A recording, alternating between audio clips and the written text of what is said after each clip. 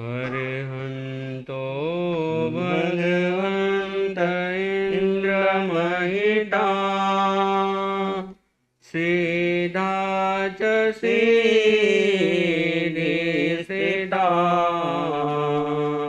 आचार्यादीन शासनोन्नतिकरा पूजा उपाध्यायका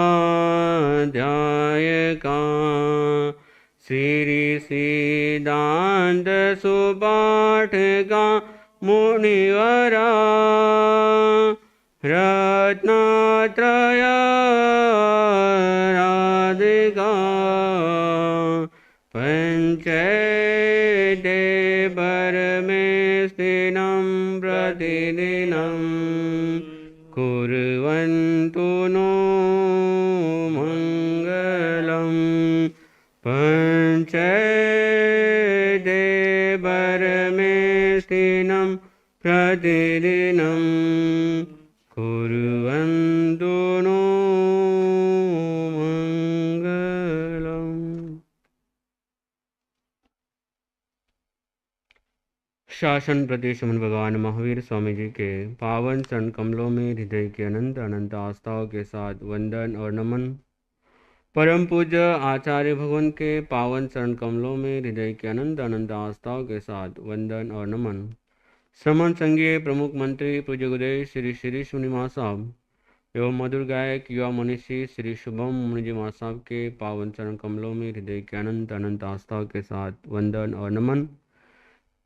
प्रिय शमेश मुनि जी, प्रिय शशांत मुनि जी, मोक्षाभिलाषी धर्म प्रिय भाइयों और बहनों, सौभाग्यशाली हम सब कि हमें भगवान का शासन मिला है। जिन वाणी का हमें श्रवण करने का लाभ मिला, आचार्य भगवान का सानिध्य मिला। जैसे कुछ बच्चे होते हैं, कहते हैं कि वो चांदी का चम्मच लेकर क्या होते हैं इस संसार में। हम कहते हैं जो बहुत अमीर होते हैं, बहुत पैसे वाले होते हैं, उनको हम कहते हैं कि ये तो बचपन से ही चांदी का चम्मच लेकर क्या हुआ है, चांदी के चम्मच लेकर पैदा हुआ है। और ऐसे ही कुछ लोग होते हैं जो जिनवानी लेकर के इस संसार में आते हैं। जैन धर्म जिनको गर्भ में आते ही हम इतने सौभाग्यशाली हैं, मेरे से ज़्यादा आप लोग ज़्यादा सौभाग्यशाली हैं, क्योंकि आपको गर्भ में ही नवकार मंत्र सुनने को मिला, 4 शरण मिली और पालने में भी आपको नवकार मंत्र सुनने का श्रवण मिला।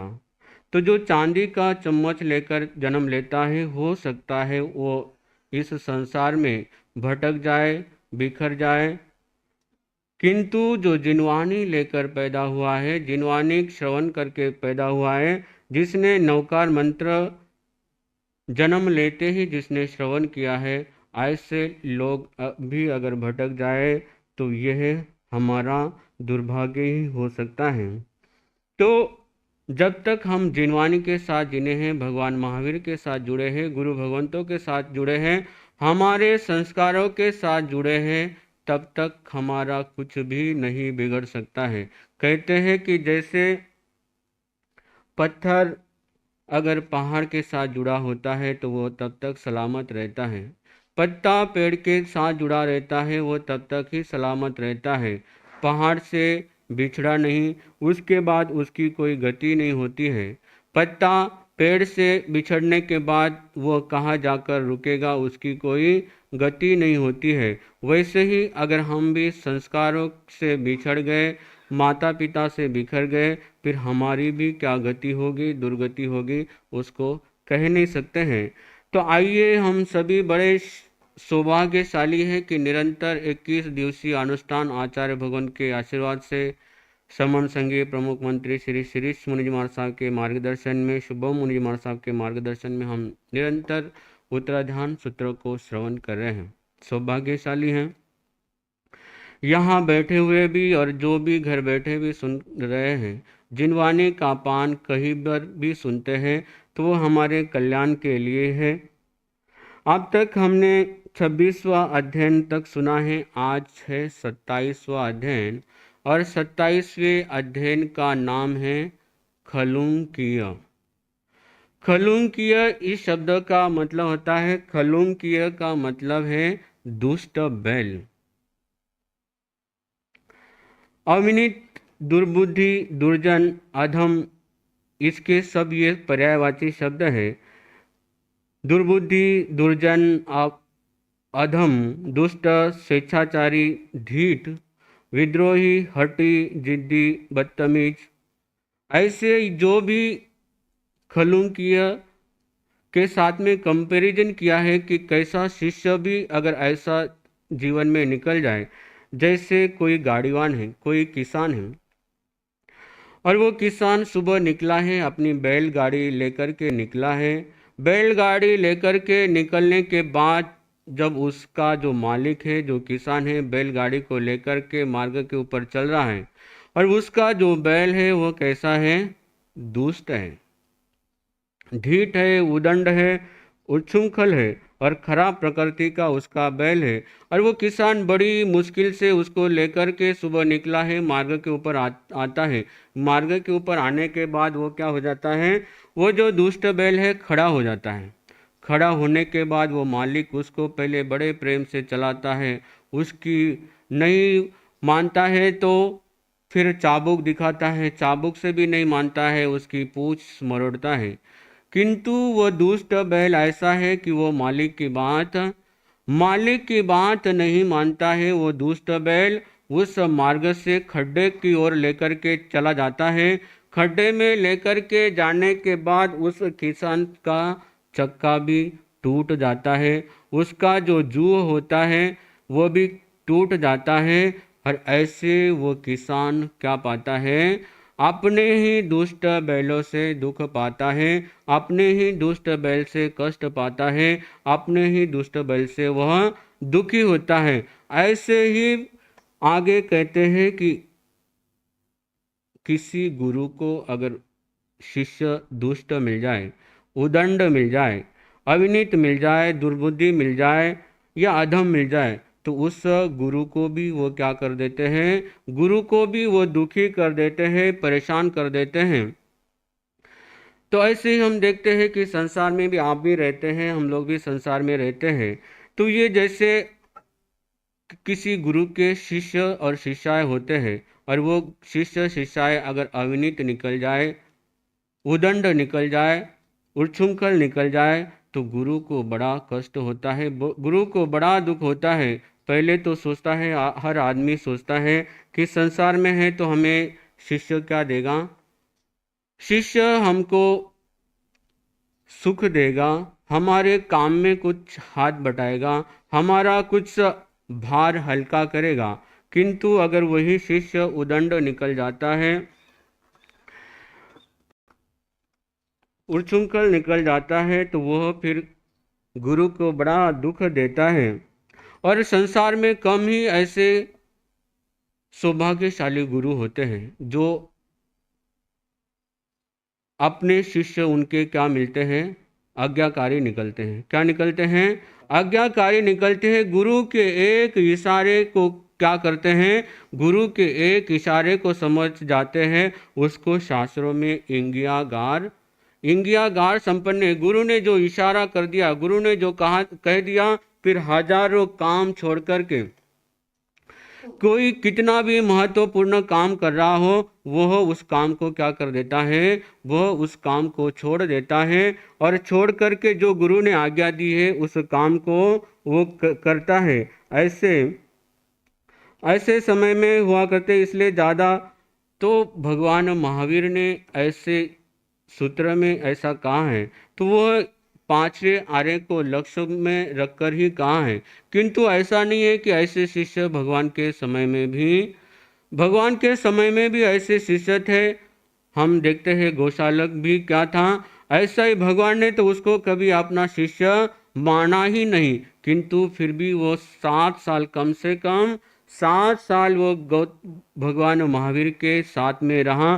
भगवान महावीर के साथ में वह हमेशा भगवान को कष्ट ही देता रहा। तो ऐसे ही संसार में भी हम लोग रहते हैं। तो संसार में जहाँ साधु संतों के शिष्य और शिष्याएं होती है, वैसे ही संसारी लोगों के क्या होते हैं, और पुत्रियां होते हैं। अगर वो भी अपने माता पिता की आज्ञा को नहीं मानते हैं, कभी कभी संतान भी बिगड़ जाती है, तो उसमें सारा दोष संतान पर ही नहीं मढ़ना चाहिए। ऐसा भी सोचना चाहिए कि हमारी भी किस्मत में यही लिखा था, हमारे ही नसीब में कुछ ऐसा लिखा था, इसलिए प्रतिकूल शिष्य का मिलना, प्रतिकूल संतान का मिलना भी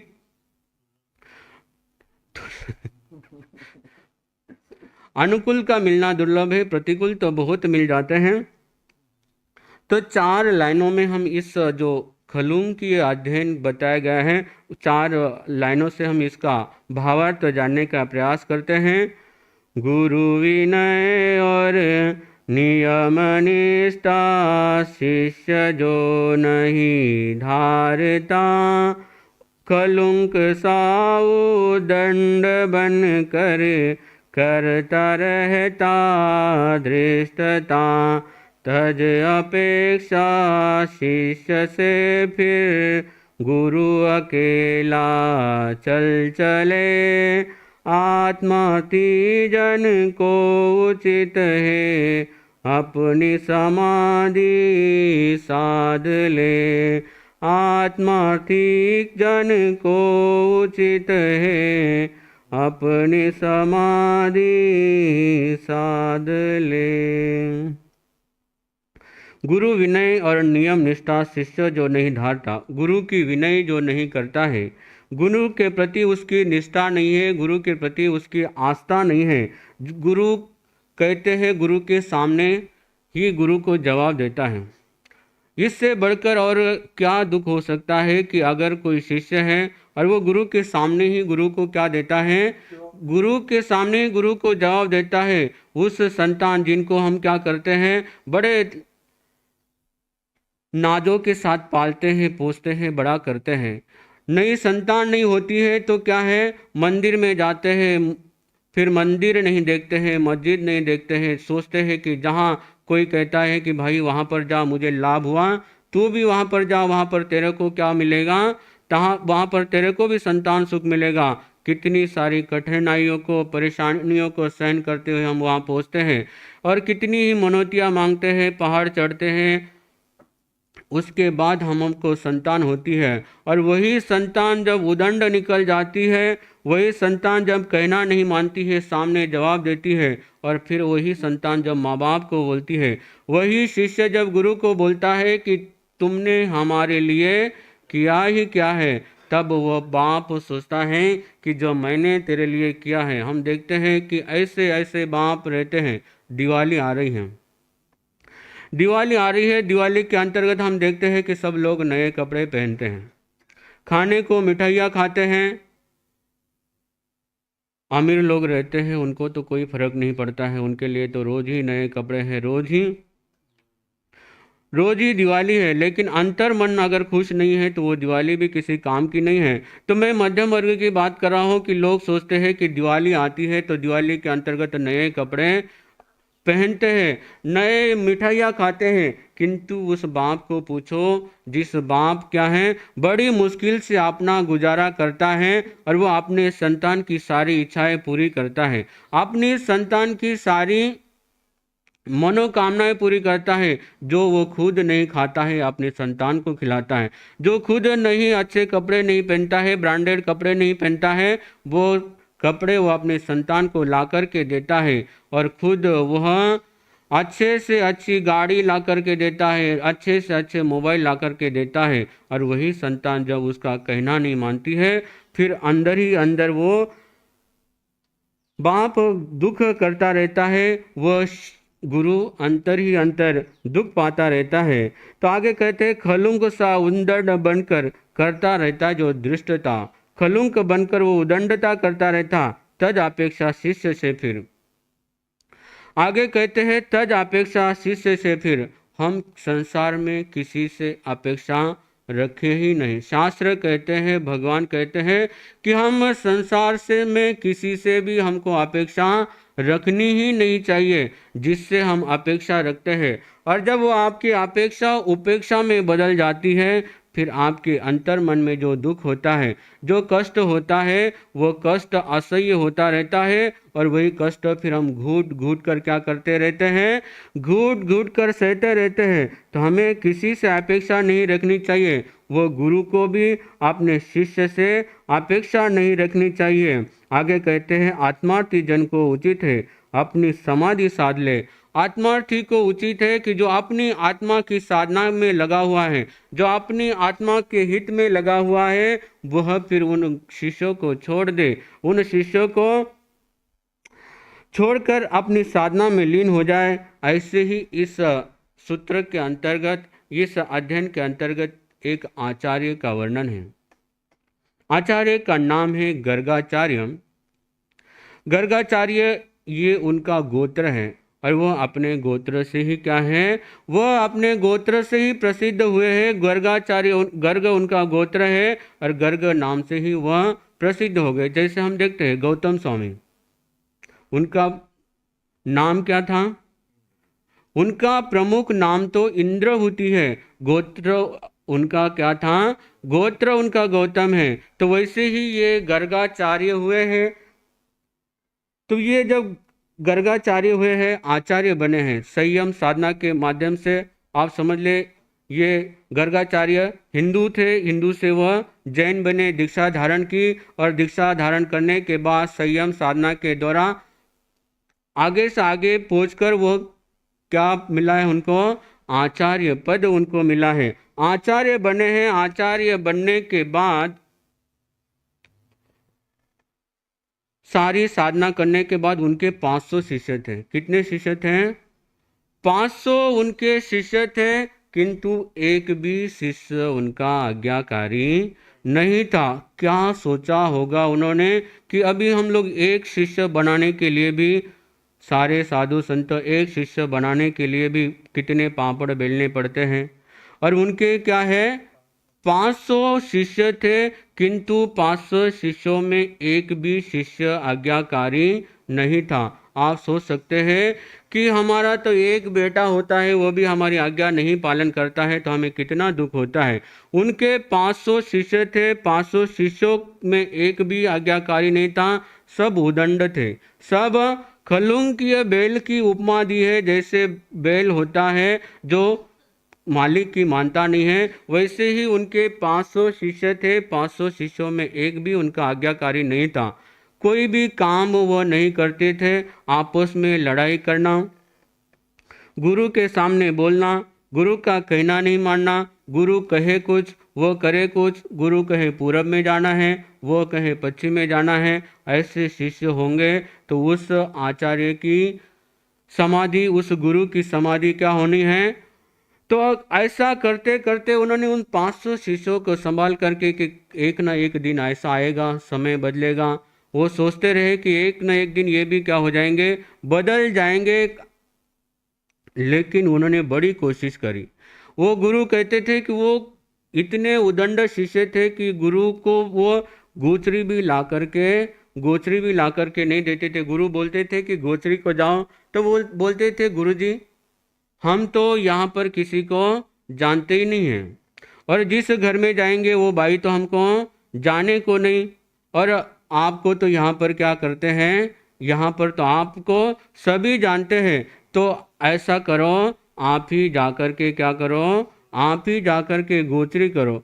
फिर गुरु कहते थे कि स्वाध्याय कर लो, प्रतिक्रमण कर लो। फिर वो कहते थे कि गुरु जी सारे काम हम ही करेंगे तो आप क्या करेंगे, या हमारे बदले थोड़ा काम क्या करो, थोड़ा काम आप भी कर लिया करो। ऐसे उदंड शिष्य कितने थे, 500 शिष्य थे। और 500 शिष्य होने के बाद वो उनको झेलते हैं।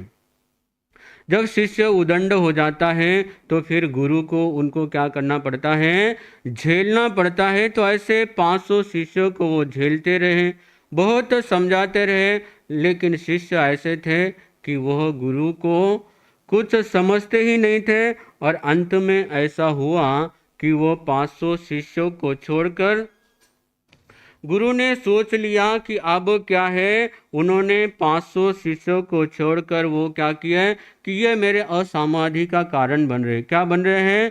ये मेरे असामाधि का कारण बन रहे हैं। मैं अपने सांसों को, अपने जीवन को इनके ऊपर खर्च कर रहा हूँ, लेकिन ये बदलने वाले नहीं है। ऐसा जब गुरु को लगा कि ये बदलने वाले नहीं हैं, गुरु उन 500 के 500 शिष्यों को छोड़ करके क्या कर दिए? 500 के 500 शिष्यों को छोड़कर गुरु चले गए हैं। आपको तो क्या है, आपका एक बेटा भी नहीं मानता है, आप उसको छोड़ करके जाते हैं क्या? नहीं जाते हैं। अंदर ही अंदर घुटते रहते हैं, अंदर ही अंदर सोचते रहते हैं कि अगर मैं इसको छोड़ करके चला गया तो ये दुनिया वाले क्या कहेंगे, ये लोग क्या कहेंगे। तो ऐसे कहते हैं कि ऐसे जो जो गर्गाचार्य थे वो 500 शिष्यों को छोड़ करके चले जाते हैं। तो शिष्य 3 प्रकार के होते हैं। एक होते हैं सुशिष्य, एक होते हैं शिष्य, और एक होते हैं कुशिष्य। इनमें सुशिष्य वे कहलाते हैं जो गुरु की आज्ञा, उनकी प्रकृति के विरुद्ध कोई कार्य नहीं करते हैं, जो गुरु के आकार एवं संकेत को समझते हैं, गुरु की आज्ञा सुनने के लिए सदैव प्रस्तुत रहते हैं, जो गुरु की आज्ञा को सर्वोपरि समझकर शीघ्रता से कार्य करते हैं, जो मान अपमान एवं निंदा प्रशंसा को तथा अपने सुख दुख की मुख्यता नहीं देते, बल्कि गुरु की सेवा को ही मुख्यता देते हैं, वे सुशिष्य कहलाते हैं। शिष्य वो होता है जो विनय और अविनय के स्वरूप को भली भांति तो नहीं समझता, जो गुरु के कहने पर ही कार्य करता है, अपने आप नहीं, जो शिक्षा का पात्र है, जो विनय और अनुशासन का विशेषज्ञ नहीं, किंतु आज्ञा से बाहर कोई भी कार्य नहीं करता। कुछ शिष्य वह कहलाता है जो गुरु के द्वारा दुष्प्रवृत्तियों को रोकने पर रुकता नहीं है। गुरु कहते हैं कि यह कार्य करना नहीं, उसको उसी कार्य में रुचि लगती है। जिस प्रवृत्ति के लिए गुरु आज्ञा दे उसे तो करता नहीं, जिसके लिए नहीं बोलते उसको करता है। बोलने के समय इस बात का बिल्कुल भी ध्यान नहीं रखता है कि मैं किसके सम्मुख और कैसे बोल रहा हूँ। जो मुंह में आता है वो बोल देता है। तो उसके बाद कहा है कि ऐसे शिष्य डांस मच्छर की तरह, जैसे मच्छर होते हैं वो रात को ही काटते हैं, किंतु जो दुष्ट उदंड शिष्य होते हैं वो दिन रात गुरु को क्या देते रहते हैं? डंक मारते रहते हैं, कष्ट देते रहते हैं, जो की तरह गुरु के दोष ही ग्रहण करते रहते हैं। जैसे आपने देखे होंगे किसी भैंस के ऊपर, गाय के ऊपर, जानवरों के ऊपर एक जोंक होती है, वो क्या करती रहती है? दिन रात उस भैंस का खून ही चूसती रहती है। ऐसे ही जो शिष्य उदंड होते हैं वो गुरु के दोष ही ग्रहण करते रहते हैं। ऐसे शिष्य आलसी, कुशील, असहिष्णु, बात बात के ऊपर गुस्सा होने वाले, प्रचंड प्रकृति के, अविनीत, प्रत्यनिक, कलह प्रिय, झगड़ा करने में ही उनको मजा आता है, पिशुन, चुगलखोर, निंदक, मायावी, कठोरभाषी और मर्मभेदी, अंतर्गामी, उन्मार्गगामी, बिच्छू की तरह दुर्वचन रूप डंक मारने वाले। जैसे बिच्छू क्या करता है? बिच्छू जैसे डंक मारता है, ऐसे ही उदंड शिष्य गुरु को भी डंक मारते रहते हैं। इत्यादि दुर्गुणों से युक्त शिष्य खलुंग की उपमा दी है।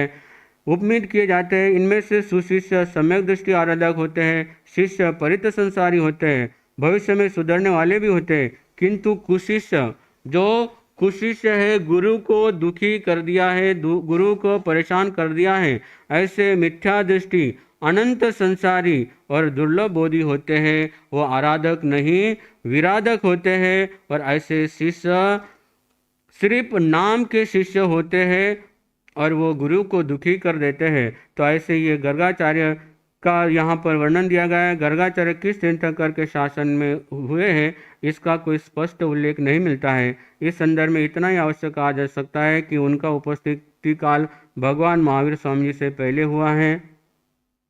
तो ऐसे उन्होंने जब देखा कि मेरे 500 की 500 शिष्य उदंड हो गए हैं, मेरा कहना नहीं मान रहे हैं, तो ऐसे गुरु को फिर यह लगता है कि वह अपने शिष्यों को, अगर अपनी समाधि खराब हो रही है, हमें अगर जीवन में शांति नहीं मिल रही है, सुख नहीं मिल रहा है, तो ऐसे शिष्य को भी क्या कर देना चाहिए, ऐसे शिष्यों को भी छोड़ देना चाहिए। वो चाहे फिर 1 हो या 500, उससे कोई फर्क नहीं पड़ता है। तो ऐसे ही शिष्य बने हैं, साधु बने हैं, तो हम अपने जीवन में ऐसा आचरण जरूर रखें कि जिसकी वजह से अगर हमारे गुरु को दुख कष्ट झेलना पड़ रहा है तो ऐसे शिष्य होने का कोई फायदा नहीं है। तो इस खलुंग के अध्ययन में गुरु शिष्य का संबंध कैसा होना चाहिए, कैसे गुरु को भी समाधि मिले और खुद को भी समाधि मिले, ऐसा आचरण हमारे जीवन में होना चाहिए। तो इसी तरह ये 27वां अध्ययन समाप्त हुआ। 28वां अध्ययन है मोक्ष मार्ग गति। 3 शब्द है, मोक्ष, मार्ग और गति। मोक्ष हमारा क्या है, मोक्ष हमारी मंजिल है। मोक्ष हमारी क्या है, मोक्ष हमारी मंजिल है। मार्ग हमें परमात्मा ने दिया हुआ है, मार्ग ही नहीं महामार्ग दिया है। और उसके बाद गति, गति हमको स्वयं करनी पड़ेगी। क्या करनी पड़ेगी, गति हमको स्वयं करनी पड़ेगी, पुरुषार्थ हमको स्वयं करना पड़ेगा।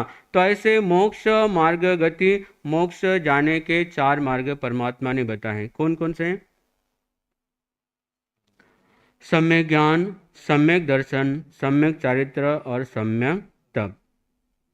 ज्ञान का मतलब होता है जानना। ज्ञान का मतलब क्या होता है, ज्ञान का मतलब होता है जानना। दर्शन का मतलब होता है श्रद्धा करना। जो हमने जाना है, परमात्मा प्रभु महावीर को जाना है, इन 21 दिवसीय अनुष्ठान के अंतर्गत हमने जो भी ज्ञान का जाना है उसके ऊपर क्या करनी है हमको, उसके ऊपर हमको श्रद्धा करनी है। श्रद्धा करने के बाद चारित्र है, चारित्र अंगीकार करना है। और नहीं भी हो तो भी हमारे मन में हमको ये संकल्प रखना है कि परमात्मा प्रभु महावीर अपने 84 लाख जीवनों के में भ्रमण करने के बाद हमको ये मनुष्य का जीवन मिला है, और इस मनुष्य में जाते जाते कम से कम मैं क्या है, परमात्मा आपके बाणे में अब ये मैं अंतिम सांस लूँ। तो ऐसा हमारा क्या होना चाहिए, मनोरथ हमें हमेशा भावित करना चाहिए। उसके बाद चौथा है तप। तप उस पर चलना, पुरुषार्थ करना क्या है, तप है। तो इस अध्ययन में 28वें अध्ययन में मोक्ष मार्ग गति के अंतर्गत मोक्ष का अर्थ है अष्टविध कर्मों से मुक्त होना। उसे पाने के साधन है सम्यक दर्शन, सम्यक ज्ञान, सम्यक चरित्र और सम्यक तप। इन चारों का सामुदाय ही मोक्ष मार्ग है। सिर्फ एक से काम नहीं चलेगा। क्या है, सिर्फ एक से काम नहीं चलेगा। ज्ञान भी होगा, दर्शन भी होगा, चारित्र होगा और तप भी होगा, तभी ये चारों मिलकर मोक्ष का मार्ग बनते हैं, मोक्ष में हमें पहुंचा देते हैं। मुमुक्षु ही उस मार्ग पर गति करता है, संसार अभिमुख व्यक्ति नहीं। यद्यपि वाचक उमा साती ने सम्यक दर्शन, सम्यक ज्ञान और सम्यक चारित्र, सम्यक चारित्र कहाँ है, सबके आगे सम्यक लगाया है। क्या लगाया है, सम्यक लगाया है। सम्यक, अगर हम कुछ भी कार्य करें उसके पीछे अगर सम्यक का मतलब होता है जो सत्य है। क्या है, सम्यक का मतलब सत्य है, जो यथार्थ है, उसके ऊपर चलना, वही मोक्ष का मार्ग है। 4 लाइनों के माध्यम से हम इस अध्ययन का अर्थ जानेंगे। 4 साधन मोक्ष गति के वीर ने फरमाए हैं, ज्ञान दर्शन चारित्र तप विस्तार से बतलाए हैं। सम्यक त्वपूर्वक हो तभी वे मुक्ति के आधार है, पुरुषार्थ करने से मिले ये साधना का सार है। 4 साधन मोक्ष गति के परमात्मा प्रभु महावीर ने फरमाए हैं, ज्ञान, दर्शन, चारित्र और तप। इन चारों के ऊपर सम्यक्त्वपूर्वक जो गति करता है वह मोक्ष महल में पहुंच सकता है। तो पहला है ज्ञान। ज्ञान का अर्थ है जानना। ज्ञान सत्य भी हो सकता है और असत्य भी हो सकता है। असत्य का ज्ञान संसार का कारण है और सत्य ज्ञान मोक्ष का। मोक्ष मुक्ति के जो अमोघ साधन है उनमें प्रवृत्ति का ज्ञान, संसार के असत्य ज्ञान से निवृत्ति का ज्ञान तथा शेष ज्ञेय पदार्थों का ज्ञान होना सत्य ज्ञान है। यह भी कह सकते हैं कि मिथ्या ज्ञान से निवृत्त होना ही सत्य ज्ञान है। तो ज्ञान के 5 प्रकार है: मति ज्ञान, शुद्ध ज्ञान, अवधि ज्ञान, मन पर्य ज्ञान और केवल ज्ञान। मति ज्ञान जो मन और इंद्रियों के संयोग से उत्पन्न होता है उसको मति ज्ञान कहते हैं। इसके दूसरे शब्दों में अभिनिबोधिक ज्ञान भी कहते हैं। श्रोतेंद्रिय से जो ज्ञान, चक्षुंद्रिय से द्वारा रूप का ज्ञान, घ्राणेन्द्रिय द्वारा गंध का ज्ञान, रसनेन्द्रिय द्वारा रस का ज्ञान, स्पर्शेंद्रिय द्वारा स्पर्श का ज्ञान तथा किसी को पहचानना, स्मृति को सजग होना, इंद्रियों के द्वारा ग्रहण किए विषयों के चिंतन मनन करने से किसी पदार्थ का ज्ञान हो जाना, वह मति ज्ञान है। शुद्ध ज्ञान जो सुनकर के जो ज्ञान होता है वह शुद्ध ज्ञान है। यह ज्ञान लिखने में, बोलने में, पढ़ने में तथा समझने में काम देता है। जितना भी साहित्यिक ज्ञान है वह सारा भगवान का जो भी 32 सूत्रों का ज्ञान है वह सब शुद्ध ज्ञान है। मति ज्ञान को ही यदि हम कारण कहें तो शुद्ध ज्ञान उसका कार्य है। यह इस ज्ञान के मुख्य कारण मन है। मन का मुख्य विषय शुद्ध ज्ञान है। यह ज्ञान स्व पर प्रकाशक है। तीसरा है अवधि ज्ञान, जिस ज्ञान के द्वारा द्रव्य, क्षेत्र, काल और भाव की सीमा के अनुसार पदार्थों को जाना जाता है वह अवधि ज्ञान है। मन पर्य ज्ञान, इस ज्ञान का विषय मन की विभिन्न पर्यायों का साक्षात्कार करके अन्य जीवों के मन में जो संकल्प, विकल्प चल रहे, विचार चल रहे उनको जानना मन पर्य ज्ञान है। दूसरे के मन के ओ जानना मन पर्य ज्ञान है। 2.5 द्वीप में जो भी समनस्क प्राणी उनके भावों को जानना इस ज्ञान की उपयोगिता है। केवल ज्ञान, जिस ज्ञान के द्वारा सर्व द्रव्य, क्षेत्र, काल, भाव को जानना जाता है, सर्वतो भावेन जाना जाता है, उसको केवल ज्ञान कहते हैं। ज्ञानावरणीय कर्म की 5 प्रकृतियां, दर्शन कर्म की 9 प्रकृतियां, मोहनी कर्म की 28 प्रकृतियां और अंतराय कर्म की 5 प्रकृतियां। इस प्रकार 46 प्रकृतियों का जब क्षय हो जाता है तब ये ज्ञान प्रकट होता है। ये एक ज्ञान एक बार आने के बाद फिर कभी नहीं जाता है। तो ऐसे ये 5 प्रकार का ज्ञान है। उसके बाद 6 द्रव्य के बारे में बताए हैं: धर्म, अधर्म, आकाश, काल, पुद्गल और जीव। इन 6 को द्रव्य कहते हैं। जिनमें गुण पाए जाते हैं वही द्रव्य है। गुण रहित को द्रव्य नहीं कहा जा सकता। उपर्युक्त तो 6 द्रव्य किसी न किसी विशिष्ट गुण को लिए गए हैं।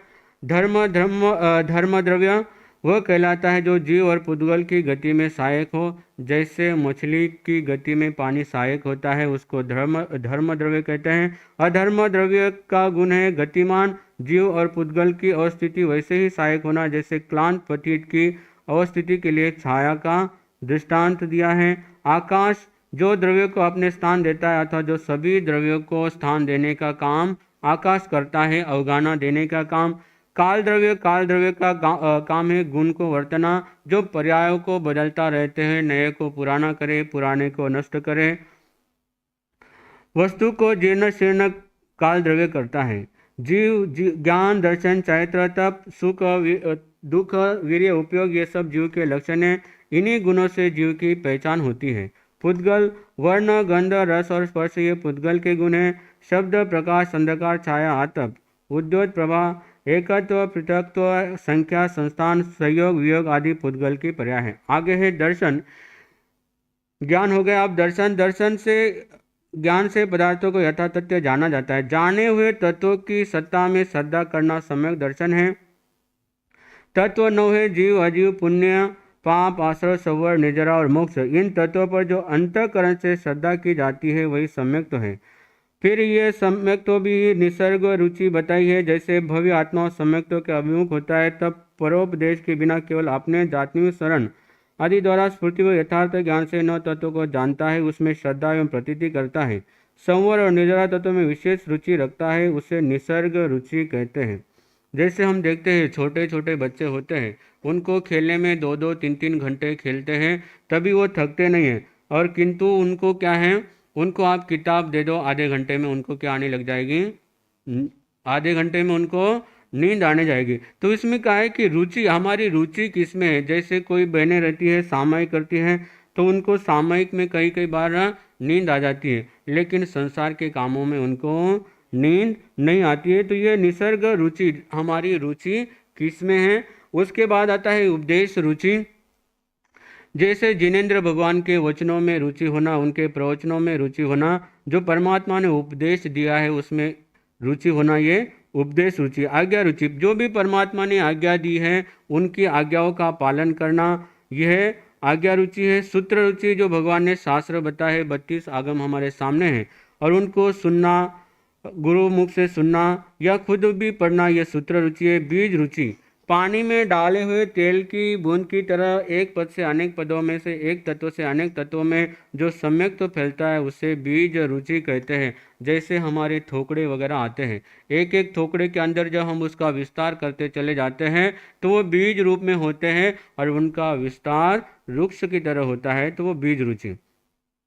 अभिगम रुचि, 11 अंग प्रकीर्णक और दृष्टिवाद का अध्ययन करते करते जिस सम्यकों की उपलब्धि होती है उसे अभिगम रुचि कहते हैं। विस्तार रुचि, जिस सम्यक्तों की उपलब्धि सभी प्रमाणों एवं सभी नए विधानों से पदार्थों का जानकार होता है, वो विस्तार रुचि सम्यक्त कहलाता है। क्रिया रुचि, दर्शन, ज्ञान, चारित्र, तप, विनय, सत्य, समिति, गुप्ति आदि क्रियाओं में जब वास्तविक रुचि होती है तब उसे क्रिया रुचि कहते हैं। साधु की जो भी क्रिया है, तपस्या, धर्म ध्यान आदि जो भी हम क्रिया करते हैं उनके अंतर्गत जो हमें रुचि आती है वह क्रिया रुचि। पांचवी है संक्षेप रुचि, जो जिन वाणी में कुशल नहीं है, अन्य मतों का जानकार भी नहीं, किंतु जिसका क्रूर दृष्टियों के प्रति आग्रह नहीं है, जिन मार्ग का ज्ञान अति स्वल्प है, ऐसे लोगों में जो सम्यक तो उत्पन्न होता है उसे संक्षेप रुचि कहते हैं।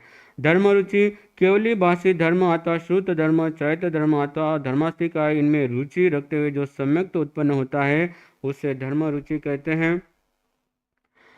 तो आगे कहते हैं कि विधि निषेध से सम्यक दर्शन की रक्षा। सम्यक दर्शन से ज्ञान समुज्जल होता है, उनके बिना ज्ञान अज्ञान कहलाता है। जो जिन धर्म है वही निज धर्म है और निज धर्म है वही जिन धर्म है। जिन्होंने राग द्वेष मोह आदि विकारों को नष्ट कर दिया है वे जिन हैं, उनका जो धर्म है वही जिन धर्म है। जो जिन धर्म पर दृढ़ श्रद्धा रखता है वही सम्यक दर्शनवान होता है। सम्यक दर्शन की रक्षा विधि और निषेध से होती है। जिन वाणी तत्व ज्ञान से अपने को जिन धर्म के प्रति आस्थावान बनाना, पुनः पुनः तत्व ज्ञान से परिचय करना। जिन्होंने परमात्मा को भली भांति समझ लिया उनके संस्थाओं परिचय में रहना, हमारे गुरुदेव है या साधु साध्वी उनके संसर्ग में रहना, सम्यक दर्शन से भ्रष्ट एवं एकांतवादी अन्य दर्शनों के लोगों के संसर्ग से दूर रहना। दर्शन विहीन चारित्र नहीं होता। यदि दर्शन और चारित्र एक साथ उत्पन्न होते हैं तो यह निश्चित है कि सम्यक तो पूर्वक ही चारित्र होता है। सम्यक दृष्टि के 8 भूषण कहे गए हैं। निशंकित, जिन वाणी में 9 तत्वों में तथा आत्मोन्नति के साधनों में आत्मा परमात्मा में संदेह न होना, यह निशंकित है, शंका नहीं करना। निकांक्षित, जैसे पतिव्रता स्त्री पत्नी व्रती पुरुष कभी दूसरे स्त्री या पुरुष की कामना नहीं करते, न किसी के काम पूर्वक स्मरण करते, वैसे ही केवली भाषी धर्म को पाकर कभी अन्य दर्शन की कामना नहीं करना है। सौभाग्यशाली है कि हमें ये जैन धर्म मिला है, तो हमें जैन धर्म के ही शास्त्रों में, जैन धर्म की वाणी में या जैन गुरुओं के ही संसर्ग में रहना चाहिए।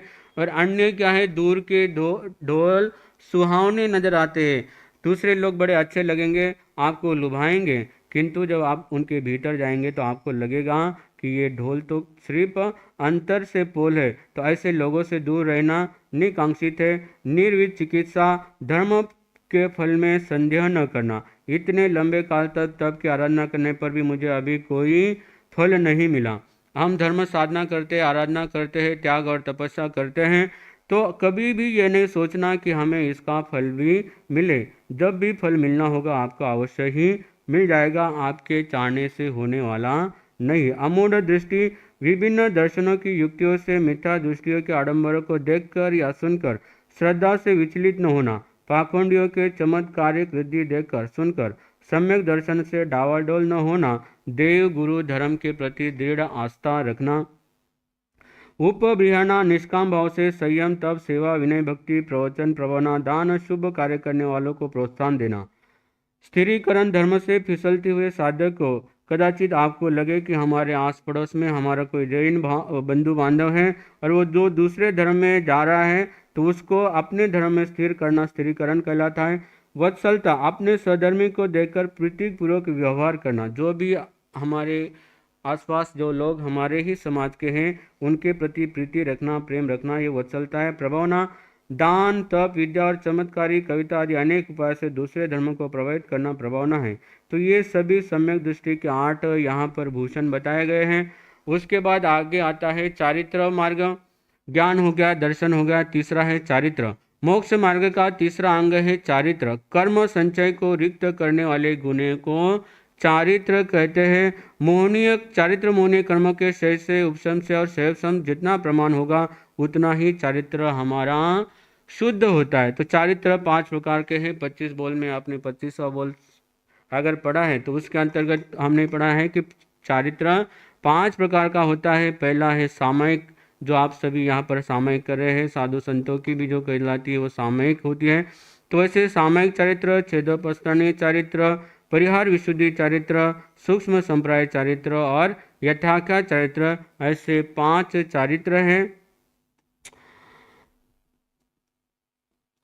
चारित्र के बाद आता है तप। तप का अर्थ है इच्छाओं का निरोध करके कषाय को खपाना। कषाय को तप से शांत किया जा सकता है। कषाय की गर्मी से कषाय को शांत नहीं किया जा सकता, तप से उस गर्मी को शांत किया जा सकता है। तप 2 प्रकार के होते हैं, बाह्य तप और आभ्यंतर तप। जिससे शरीर कृष्ण हो, लोग प्रभावित हो जाए, तथा बाह्य तप है जिस तप से ज्ञान की प्राप्ति हो, अहंभाव दूर हो, निष्काम सेवा करने की दृढ़ निष्ठा जागृति हो, धर्म एवं शुक्ल ध्यान में तत्परता उत्पन्न हो, शरीर पर भी मोह ममत्व न रहे। यदि कोई दोष लग गया हो तो फिर भी कभी वैसा दोष भूलकर भी न हो पाए। जीवन के प्रत्येक क्षण में सावधान रहना, क्रोध को शांति से जीतना, लोभ को संतोष से जीतना इत्यादि क्रियाएं अभ्यंतर तप में निहित हो जाती है। तो ऐसे ये उत्तराध्ययन का 28वां अध्ययन मोक्ष मार्ग गति। मोक्ष मार्ग में गति करना, इसी मार्ग पर चल कर के अब तक क्या है, इसी मार्ग पे चलकर मोक्ष को प्राप्त हुआ है। संसार में जितने भी लोगों ने मोक्ष को प्राप्त किया है, इन्हीं सम्यक ज्ञान, सम्यक दर्शन, सम्यक चारित्र और सम्यक तप को करके ही मोक्ष को प्राप्त किया है। और हमको भी अगर मोक्ष प्राप्त करना है तो हमें भी इसी राह पर चल कर के हम भी क्या पा सकते हैं, मोक्ष पा सकते हैं। ऐसा ये 28वां अध्ययन मोक्ष मार्ग गति यहाँ पर समाप्त होता है।